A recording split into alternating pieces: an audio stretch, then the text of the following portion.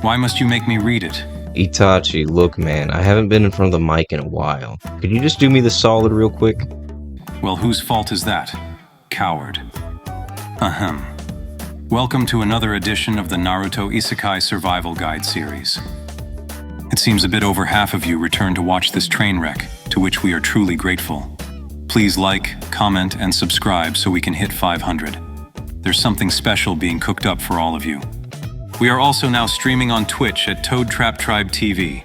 The Discord is linked below. You can even at Lucis directly in the group chat and bully him into uploading faster. Without further ado, let's begin. Yo, Itachi, appreciate it, my guy. Fuck you, Lucis! Oh, okay. Yeah. Alright, you guys. You heard the man. Let's get right into the video. So we are going to look ahead from where we last left off, obviously, which is the Sasuke versus Team 7 match, which you performed okay in. Nothing crazy. I mean, you looked a little bit better than Naruto. It's almost like you're the main character or something. But that's neither here nor there. See, what we have for you guys up next is kind of a look into how Naruto is going to deal with this challenge and your role in it. As we know, Naruto notices the gap between him and Sasuke, and he trains with Kakashi and he gets a new technique, which we know as the Rasen Shuriken. Now, to add a little wrinkle with you involved in this, we are going to have you involved in this training, and you're going to develop yet another technique of your own. Now, I'm not going to say what it is at this moment. I know a few of you were pining for a fire style Rasengan. And a few of you are like, nah, I got to get my own shit. And I respect it. I respect both positions. It's going to be something completely different. And neither of you will expect what comes next to be revealed at a later date. But for now, let's take a peek at what this dialogue leading into this new training arc is going to look like.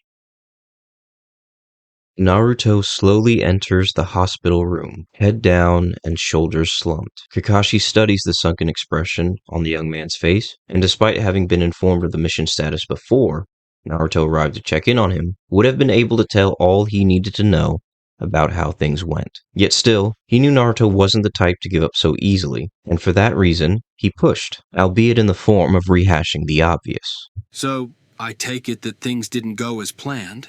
Damn, he hadn't meant to make it sound so casual, but he recovered quickly when he noticed it wasn't enough to spark a reaction out of the sullen blonde.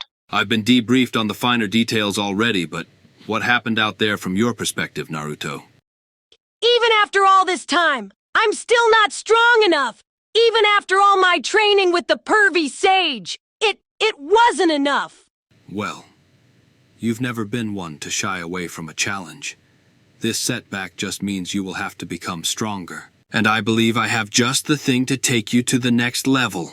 Well, don't just sit there, Kakashi-sensei! Let's start training right away! I know you're in a hurry, Naruto, but I'm scheduled to be released from the hospital tomorrow.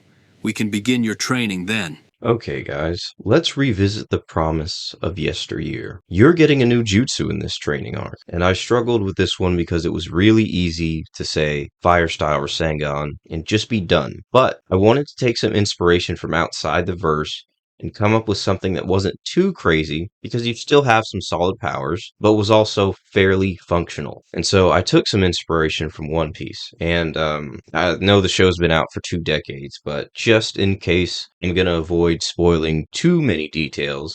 But for those of you who know in the comments and recognize where exactly the inspiration is drawing from, please feel free to share your thoughts. But anyway, I really wanted to stray away from something that was strictly offensive, because the focus of this training arc is about change in chakra nature, and I wanted to zero in on that. So you're getting a unique passive ability. Anytime you activate your flame cloak, upon completion of this training arc, the excess chakra that would normally just pollute the air, not doing much, will now superheat the environment and melt your surroundings, creating a lava-fied battleground within a currently undefined radius. This will prove very difficult for most enemies to fight against. They may have experience using their chakra to walk on water, walk up walls, things of that nature, but the same likely can't be said about standing on magma. So that's pretty much all there is to know about this new technique slash passive ability. It's fairly straightforward. Let's return to our regularly scheduled programming. You and Naruto have some new moves to debut, and for that reason, your inclusion is going to make the timeline a little wonky. We all know the first person to kind of welcome you to the Hidden Leaf Village was Asuma. We also know that Asuma in the canon does not survive this arc, but because of your presence, he might have a fighting chance. And what better way to debut your new combat ability than against a member of the Akatsuki? And of course, I'm referring specifically to Hidan. Hidan presents a unique matchup problem because he's effectively immortal. You can't really take him out with traditional attacks. He's just going to get back up, which is effectively why Shikamaru had no choice but to trap him. So we're going to set the stage a little bit. You know, if I throw another hero or character on Asuma's side, it would only be fair to do it to the other side as well. So let's set the stage a bit. Kakuzu's going to have a more active role during this confrontation, but he's not going to be going balls to the walls. That makes sense. And we're going to kind of freestyle the choreography since the stage is going to be slightly different. Let us begin. First, we're going to start our battle with a classic kunai clash. Asuma is going to rush in, exchanging blows with Hidan and that badass scythe of his. Too bad the character's so lame that we don't really get to see him do much with it, but that's neither here nor there. Now, Asuma is giving Hidan that work. Hidan's immortality factor makes him pretty much a menace in any context, unless you plan on burying him under tons and tons of rubble, in which case he's not going to be doing much for you. But Hidan and Asuma come to blows, and it's during this exchange that the savvy veteran Asuma realizes that he can't really damage Hidan in any meaningful way. Kakuzu is doing his part by offering some ranged support, making sure that Asuma and Hidan remains a 1v1 confrontation, making it very difficult for the likes of you, Shikamaru, Ino, and Choji to offer any significant kind of support. You and the trio decide that since Kakuzu is going to be taking a more active role in this battle, that you should go ahead and neutralize him as best you can to give Asuma the best chance of finishing this fight up. Shikamaru, being the brilliant strategist that he is, devises a scheme that would put Kakuzu in the perfect position to be susceptible to the shadow possessed jutsu. Now, we know how difficult it would be for Shikamaru to hold a being of Kakuzu's power level under the shadow possessed jutsu for any significant amount of time, especially at this point in the series, but it's the best hope you have to get in there and land a decisive blow. You launch yourself overhead and activate your flame cloak, bringing down a double axe handle right on top of Kakuzu's head, cratering the earth below you slightly. Much to your shock, Kakuzu doesn't seem to have taken too much damage from the attack itself, but it's the opening that Choji needed to go in there with the human boulder. The crazy amount of momentum that Choji generates is enough to significantly push Kakuzu away from his partner. And just as Kakuzu is regaining his wits, he's under the hold of Shadow Possession Jutsu. This allows Ino a small window to activate her mind transfer, and this should keep Kakuzu busy for a little bit. You turn your attention back to Asuma Sensei, who seems to be holding his own against Hidan still. However, you see some of the color drain from Asuma's face when he hits Hidan with a fire-style burning ash jutsu to virtually zero effect. Now at this point, Hidan is laughing. That's when you absolutely floor this dude with an axe kick. Hidan walks it off, and he starts going on his spiel about Lord Joshin and all this other stuff. But you aren't having any of it, so you conjure up something special just for him. A biblical level fire-style dragon flame bombs, and it truly is a pyre for the ages. The religious freaks would be proud of this one. But one in particular is not the biggest fan of it, and he emerges from the smoke and embers again, unscathed, but noticeably more pissed off. It's crazy how he's yet to lose a step.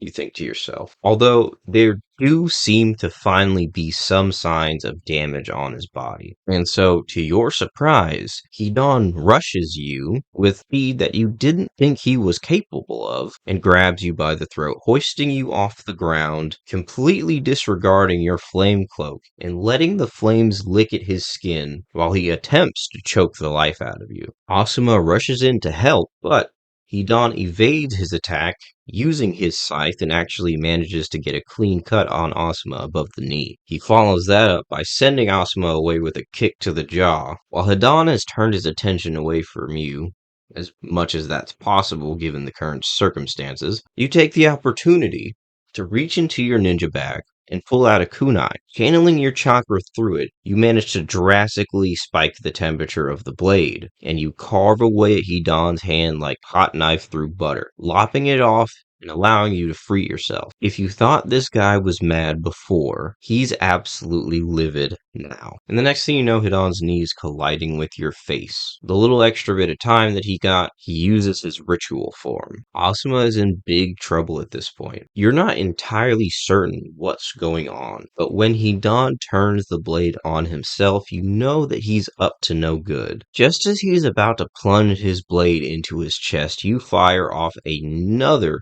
gigantic dragon flame bombs. But when the dust settles, to nobody's surprise, Hidan is still alive and kicking. Asuma, on the other hand, looks totally limp, which is a really bad sign. And thanks to the prolonged use of your flame cloak, that crater you and Kakuzu made earlier has started to liquefy. You see an opportunity to potentially trap Hidan in place. As you rush towards Hidan to push him into your little lava pit, you notice that he starts to put two and two together. Even more unnervingly so, he doesn't make any real attempt to deter or stop you. Instead, he allows you to tackle him into the lava pit, only offering a meager resistance. He stands up just enough so that only his ankles disappear under the molten rock. Hidan smirks and turns his attention toward Asuma, and you do the same. To your horror, you notice that there is smoke arising from Asuma's legs, meaning that whatever voodoo jutsu Hidan has got going on, it's all also happening to Asuma. Hidan takes full advantage of your distraction, and just when his scythe is about to meet your temple, an explosion of chakra signifies your harrowing transformation into your Oni form, the force of which is not only enough to shatter the formerly molten rock that's now cooling around Hidan's legs, but it also sends him a good distance back. Your rage is boiling over. But just before he can walk over to Hidan and try and finish the job, a hand shoots from out of nowhere. From what you can tell, it's made up of almost entirely these weird black tentacles. The hand grabs your ankle, it lifts you, and it slams you back to the earth hard. It's not anything that would do any lasting damage, especially not in this form, but you can hear Kakuzu barking orders at Hidan, some distance away. It looks like they're trying to make a hasty retreat. You peel yourself off of the ground to pursue them, but then you notice at the corner of your eye that Nino, Shikamaru, and Choji have all gathered around Asuma and they're observing the damage. You wisely drop your Oni form and head over to the group to see what all has happened. You explain the situation to Shikamaru, and you all hurry Asuma over to the Leaf Village Hospital. Fortunately, Asuma is able to survive in this timeline. However, the injuries that he suffered will mean that he probably won't ever walk again, and his days as a ninja are over. Hidan basically managed to voodoo all the real-time battle damage that he sustained and transfer it to Asuma, the first person to really make an effort to welcome you in to the Leaf Village's way, to really indoctrinate you into that will of fire, is the same person that you inadvertently burned. And that guilt and that awful feeling swelling up inside you morphs into anger. Anger at Hidan, anger at the Akatsuki, anger at yourself. But rest assured, your anger is in equal parts matched by Shikamaru. Later on, he assures you that you are not to blame for this tragedy. It doesn't really do you much good, but it's nice to hear especially from Asuma's #1 student. The other thing you hear from Shikamaru is that you all fully intend to get your revenge on Hidan and Kakuzu. And that will wrap up this episode, guys. I hope you enjoyed. Yeah. I know it's been a long time. I kind of wrestled if I wanted to keep making these, honestly, but we're gonna finish. We're gonna finish strong, okay? We are going to finish the series, I promise. And then we can move on to other stuff. I originally planned on making this like an hour long and trying to fit like one whole arc in here, but that's probably not gonna happen. So you'll probably see this video on a Friday or sometime on the weekend. I'm just probably going to stop promising you an upload date because that never seems to materialize anyway. But you can expect the next episode when I upload it. That's not a lie. Anyway, thank you guys so much for coming back and watching this after, all the crap that seems to follow me around. I really do appreciate you making time to still watch these videos. So thank you so much. Please don't forget to like, comment, and subscribe, and we'll see you on the next one. Ribbit.